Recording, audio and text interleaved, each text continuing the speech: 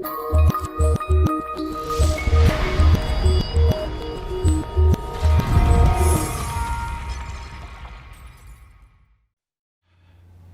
Gary here. I have this little trick where someone's in the office and they're having a hard time looking in the future. And I said, "Do you remember that old guy you saw walking in?" He said, "What old guy?" Looked like he was about 85 years old, looked kind of like you. In fact, his name was Gary. And they start to laugh because they realize I'm playing with them, but I'm actually having them look in the future from the perspective of themselves.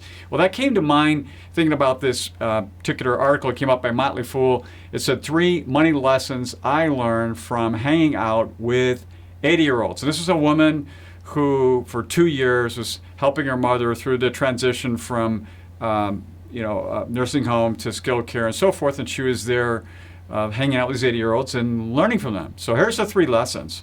Number 1, invest for tomorrow. That was kind of like what I said earlier.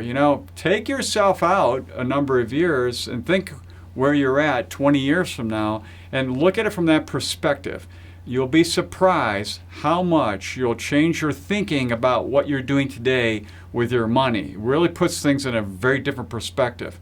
Number 2, learn what brings you pleasure. Now, I gotta be thinking from these 80-year-olds, it reminds me of advisors in my community where they get really adamant with clients. You gotta save, you gotta do this. It's very dogmatic. And many times you just gotta kind of back off a bit, settle down going, hey, what do you want?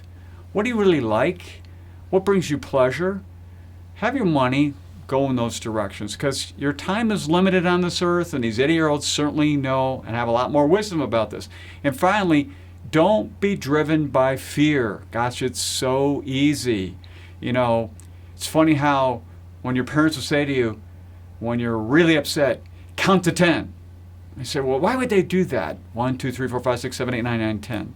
Well, the reason they do that is it forces your brain to go to your executive functioning part so that you get out of this emotion. Fear is a huge emotion. It drives us to do bad decisions. And you don't want that with your money because it could take a long time if you make a really bad decision with your money. So just relax, count to 10, settle back. The fear will dissipate. You'll make a good decision. You'll do really well with your money. And it'll make all the difference in the future. So, until next time, enjoy.